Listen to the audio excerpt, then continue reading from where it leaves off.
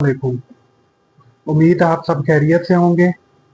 आज का हमारा टॉपिक है प्रिसीजन एंड एक्यूरेसी, सही और दुरुस्त पैमाइश। किसी भी इंस्ट्रूमेंट की मदद से ली गई पैमाइश का सही और दुरुस्त होना ज़रूरी है। ये दोनों अलग-अलग तस्वुरात हैं, इनके बारे में पढ़ते हैं। बज़ाहिर देखा जाए प्रिसीजन और एक्यूरेसी का लफ्ज़ी मतलब एक ही बनता है। प्रिसीजन का मतलब है सही और एक्यूरेसी का मतलब है दुरुस्त। देखते हैं इनको ये क्या चीजें हैं। सबसे पहले बात करते हैं प्रिसीजन की। एक मिसाल से शुरू करते हैं। आपका दोस्त आपसे मिलने आ रहा है और वो बस पर, उसका कहना है कि बस 2 बजे स्टेशन पर पहुंच जाएगी और आप मुझे रिसीव कर लेना। कुदरतन बस जो है वो 1:58 पर स्टेशन पर पहुंच जाती है।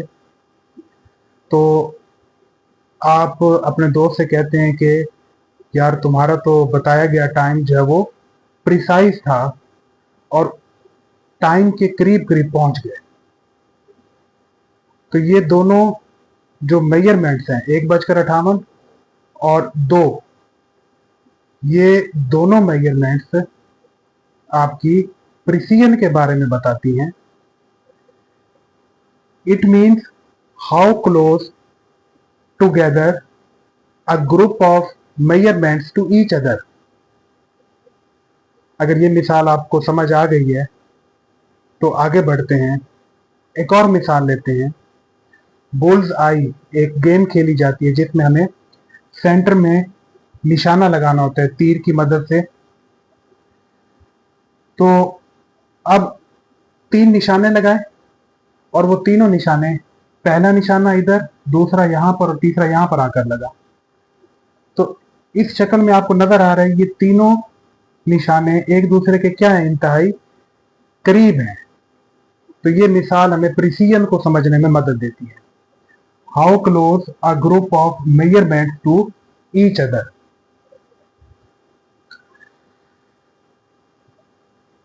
प्रिसीजन का ताल्लुक उस इंस्ट्रूमेंट से है जिससे मेजरमेंट ली जा रही है, और उस इंस्ट्रूमेंट का कोई ना कोई लीस्ट काउंट भी है। वो लीस्ट काउंट हमें उस मेजरमेंट से ली गई जो पैमाइश है, उस इंस्ट्रूमेंट से ली गई जो पैमाइश है, उस पैमाइश में प्रिसीजन के बारे में बताती है। अगर उस इंस्ट्रूमेंट का लीस्ट काउंट कम होगा तो जो मेजरमेंट उससे ली जा रही है वो ज्यादा प्रिसाइज होगी। स्मॉलर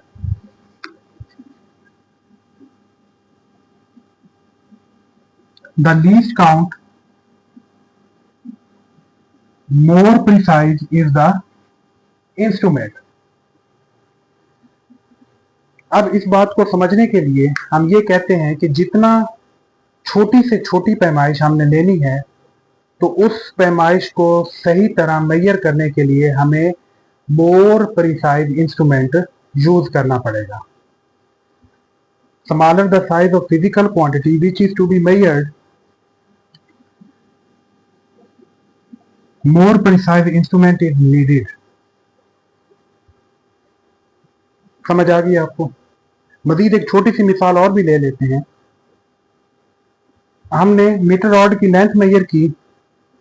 एक दफा वो लेंथ निकली 25.5 सेंटीमीटर, फिर 25.4, फिर 25.5, 25.4, 25.5।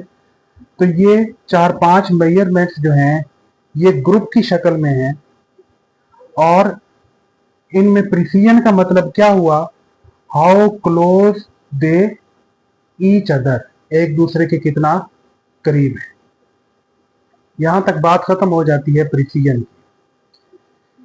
अब हम बढ़ते हैं एक्यूरेसी की तरफ। एक्यूरेसी का लफ्ज एक्यूरेट से निकला है और एक्यूरेट का मतलब होता है 100% दुरुस्त। मिसाल कुछ इस तरह है कि आपके टीचर ने आपको फिजिक्स का एक न्यूमेरिकल सॉल्व करने के लिए दिया है और उस न्यूमेरिकल का आंसर पहले से बुक में मौजूद है। तो पहले से मौजूद आंसर वो हो गई ट्रू वैल्यू। फिर आपने उस न्यूमेरिकल को सॉल्व किया और उसका आंसर निकाला, वो आंसर उस वैल्यू के करीब करीब निकला, तो वो आंसर हमारा हो गया मेजर्ड वैल्यू। तो यहां पर एक्यूरेसी का मतलब बनेगा how close a measured value to the true value, कि हमारा आंसर एग्जैक्ट वैल्यू जो बताएगी उसके कितना करीब करीब है। अब बुल्स आई वाली अगर हम एग्जांपल लें तो एक निशाना हमने लगाया, वो एग्जैक्ट आकर सेंटर में लगा इसके करीब, ये तो हो गया एक्यूरेट या एक्यूरेसी के करीब करीब, और बाकी दो निशान जो है वो थोड़ा दूर जाकर लगे। अब ये वाली डायग्राम हमें बता रही है not precise but accurate. Precise नहीं है, क्या है, एक्यूरेट है। एक्यूरेसी का ताल्लुक सिग्निफिकेंट फिगर से है। किसी भी मेजरमेंट में जितने ज्यादा सिग्निफिकेंट फिगर्स निकलेंगे उतनी ज्यादा एक्यूरेट वो मेजरमेंट होगी। It is determined by the number of significant figures. More number of significant figures means more accurate value.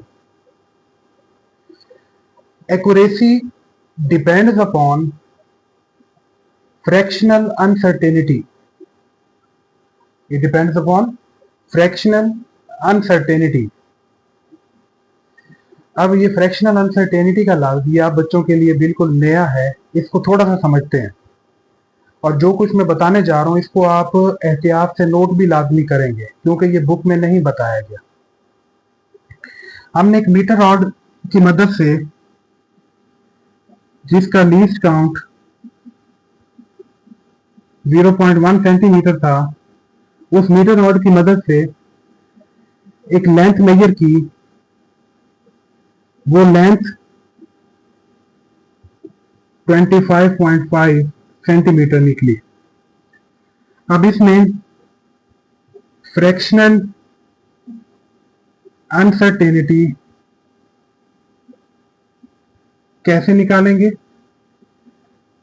Least count को डिवाइड कर देंगे मेजरमेंट पर।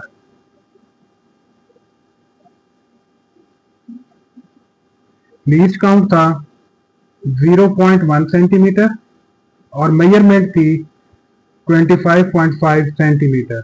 ये दोनों कैंसिल, ये बनेगा जब आप 0.1 को डिवाइड करेंगे 25.5 पर तकरीबन 0.004 आएगा। और अब हम इसकी परसेंटेज अनसर्टेनिटी निकालें तो ये बनेगी 0.04 को मल्टीप्लाई करने से 100 से। जब मल्टीप्लाई करेंगे तो ये आंसर आएगा 0.4% तकरीबन। तो अब ये 0.4% क्या शो कर रहा है? ये हमारी मेजर्ड वैल्यू में एरर शो कर रहा है, एरर के बारे में बता रहा है। तो किसी भी चीज की जो एक्यूरेसी है वो तकरीबन कितना होती है, मैक्सिमम कितना हो सकती है, 100% हो सकती है। हमने जो वैल्यू मेजर की उसमें एरर कितना आया, 0.4%।